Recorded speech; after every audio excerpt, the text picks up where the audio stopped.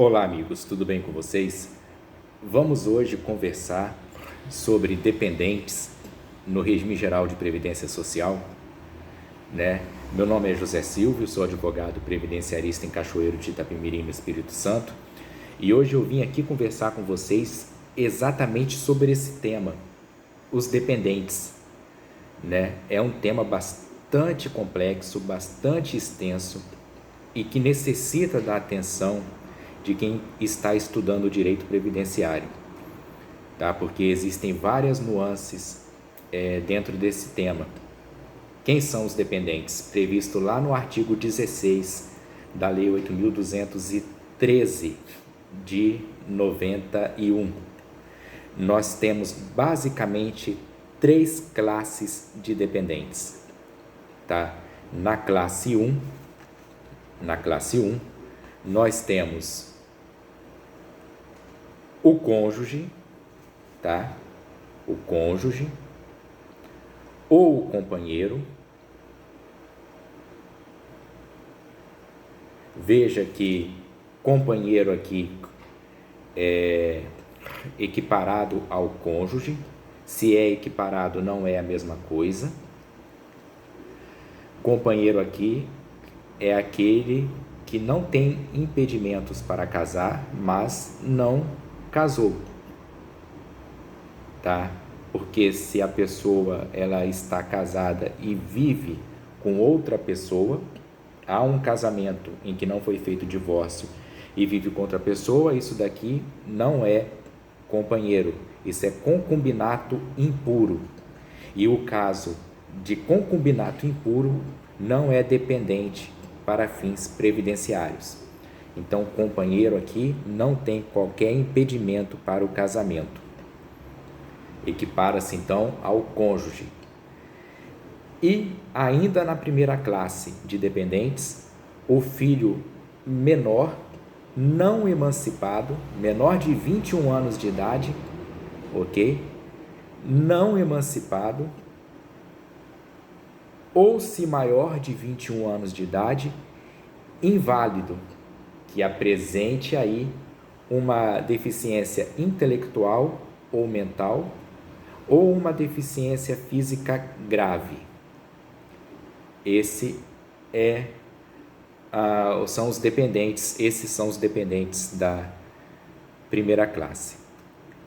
Na segunda classe de dependentes, prevista lá no inciso 2 do artigo 16 da 8.213 de 91, nós temos os pais. E na terceira classe de dependentes, nós temos o irmão menor de 21 anos de idade, não emancipado, ou se maior de 21 anos de idade, inválido e que tenha uma deficiência física, mental ou intelectual grave. Importante aqui abrir alguns parênteses na situação dos dependentes. Como eu falei no início da nossa conversa, os dependentes se dividem em 3 classes. E a existência de uma classe exclui a outra para questões de direitos previdenciários. Então, os dependentes da primeira classe exclui os dependentes da segunda classe e da terceira classe. Na falta do dependente da primeira classe, entra o dependente da segunda classe, que são os pais, que exclui os dependentes da terceira classe, né? Que são os irmãos. E somente os irmãos vão ali receber, por exemplo, uma pensão por morte na falta dos dependentes da primeira e segunda classe. Eles são os dependentes da última classe, né? Isso está lá no parágrafo 1º do artigo 16, né? Que diz que a existência de dependentes de qualquer uma das classes exclui o direito às prestações aos dependentes das classes seguintes. Um ponto aqui muito importante e que eu quero trazer à discussão, quero trazer à baila, é o parágrafo 2º do artigo 16, né? Esse parágrafo 2º, ele houve uma modificação na sua redação lá em 1997, com a Lei 9.528 de 97. E fala sobre o enteado. Antes da Lei 9.528 de 97, esse parágrafo 2º equiparava, tá, o enteado ao filho e, ao equipará-lo ao filho, como dependente da classe 1,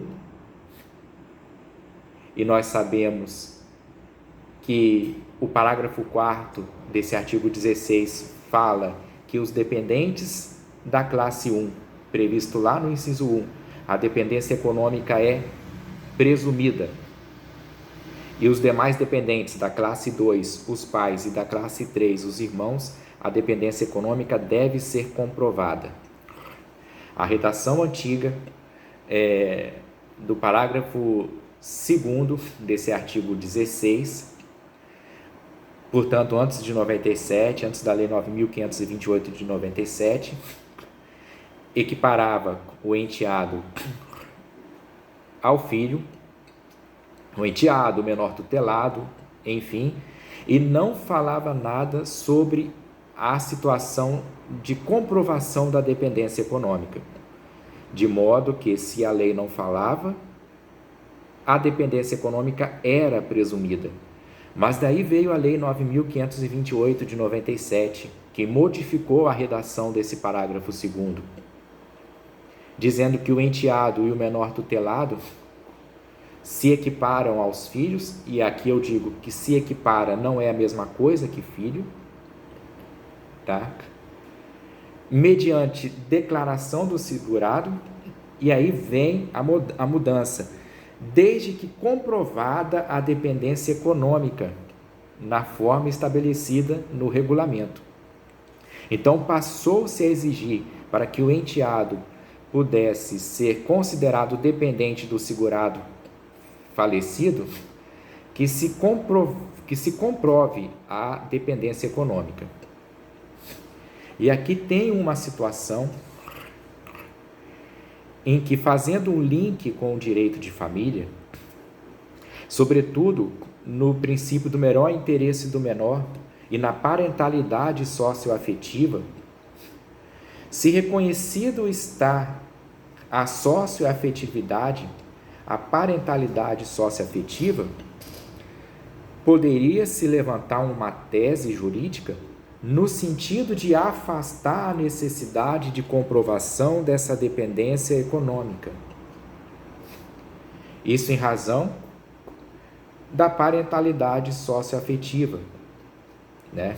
Se é possível, numa parentalidade socioafetiva, fazer com que tenha relação de pai e filho, pouco importando a consanguinidade, né? E se há decisões judiciais dentro do direito de família dizendo que, por conta da parentalidade socioafetiva, o padrasto, ainda que não seja o pai biológico, deve pagamento de pensão alimentícia, por que então ter que comprovar dependência econômica para fins de pagamento de benefício previdenciário de pensão por morte?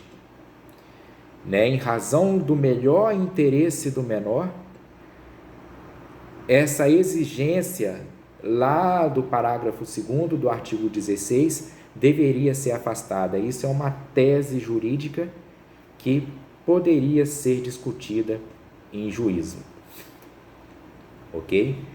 Como eu ia falando, né, a dependência econômica dos